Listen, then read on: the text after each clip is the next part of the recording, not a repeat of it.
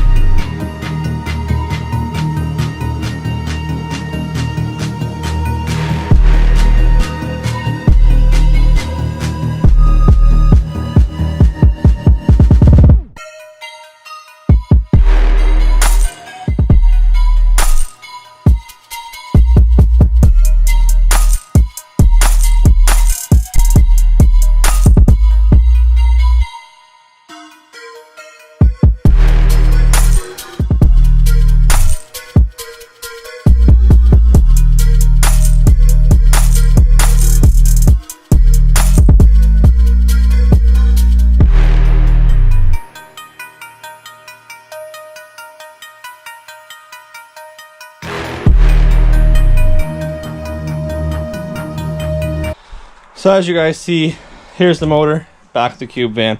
I gotta wait for Jeff to come because I gotta take these off. So he's gonna put a socket on the crank, stop it from spinning. We'll pop these off. We'll switch the flex pipe. So it'll be a 4-bolt one for the torque converter bolt 2. Now I'm gonna try to get the alternator and stuff on now in here. As you see, it is kind of a tight spot. But if I spend the extra 10 minutes doing it now, means Turpo won't be here as long tonight, and you know, he has a family and stuff, so we need to get this done.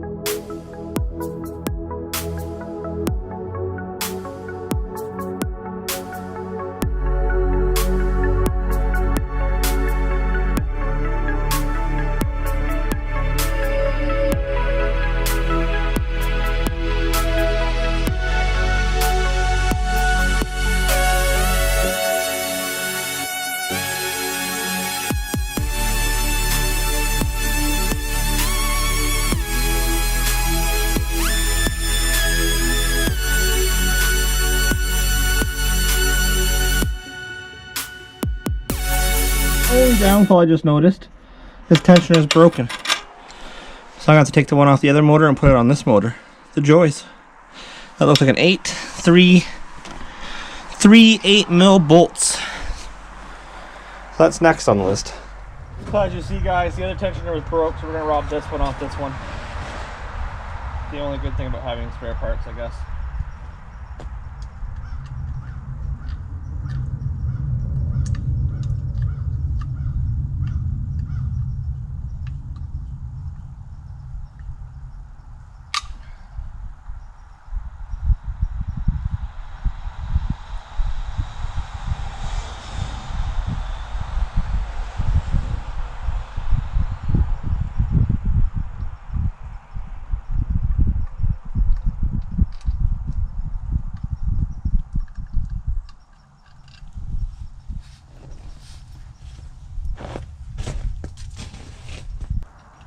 I think the biggest thing with the tensioner being broke means that it couldn't be adjusted to get the belt on.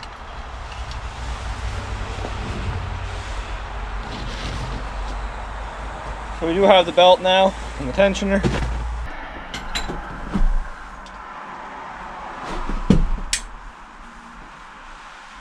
So it does suck that we gotta do this, but you know, it is what it is. It's a good thing that we have the other motor for parts. There's a couple other things I need to change anyways. I'm going to need to do a coil, or 2 coils, because 2 coils broke on this. The usual stuff you'll get from a car accident. There's 2 coils broke, and then you see these long studs here. This stud here is bent, and same with this one.